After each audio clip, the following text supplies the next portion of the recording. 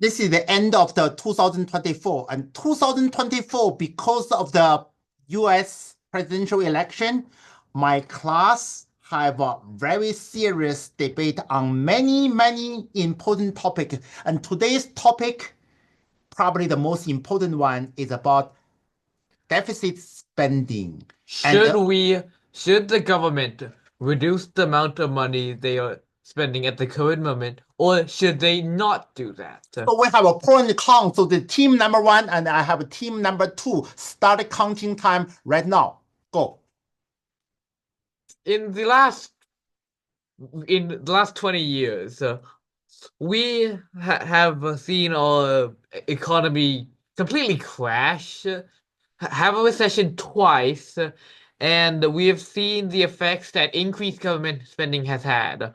Our debt has skyrocketed. Our debt to GDP ratio is way above 100%, more like 140, which not supposed to be. We are continuing to spend more, especially after 2008 and the pandemic, and we're seeing this in the effects the debt has on our economy, and it's likely that if we continue this, we will not be able to pay off our debt, and as many times have shown in the past, empires who have too much debt will often suffer one big depression or recession that will collapse them. So, what should we do?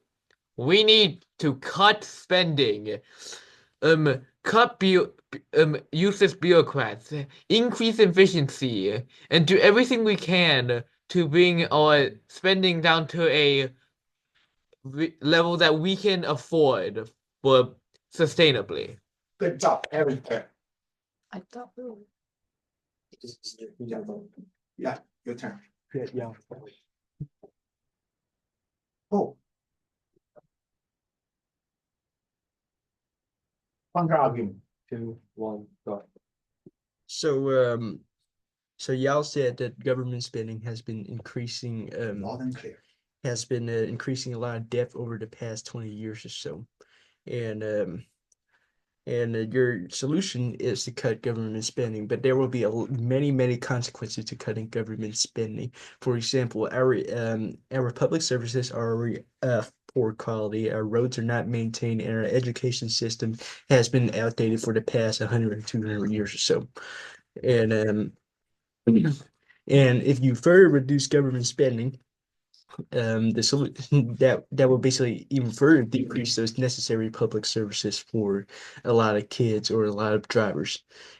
And there's also many positive examples of government spending. For example, Finland has successfully used government spending to reduce homelessness to zero because they have prioritized because they have made many because their government's spending has been used to publicly benefit the population rather than just short-term profits, which private companies would never do.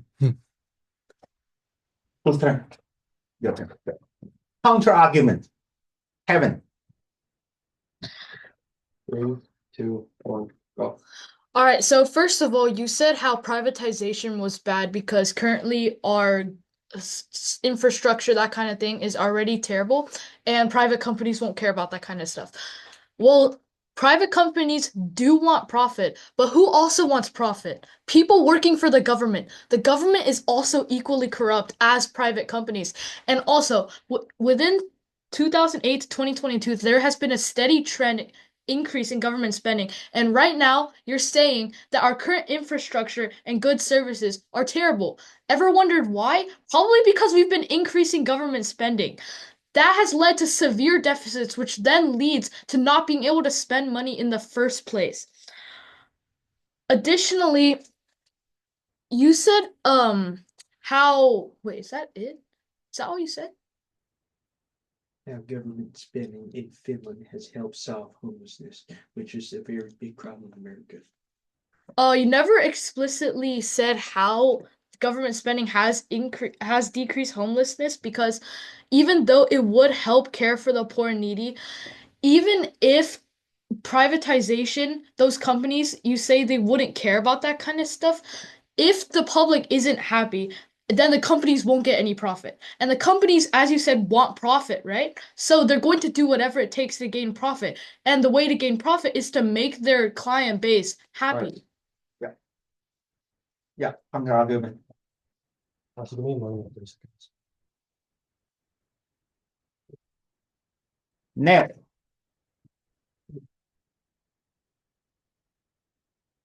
So, 3, 2, 1, go. so aside from the facts of corruption in the government, I'd like to talk about examples where government spending has already been proven to help an economy flourish.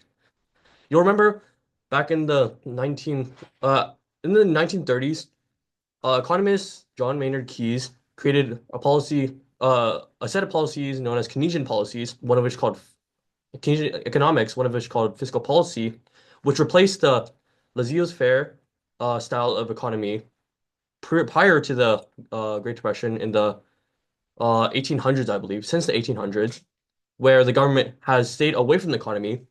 But now the Keynesian economics have told the government to intervene in the economy and stimulate supply and demand in order to kickstart a dying economy, which was directly needed in the Great Depression.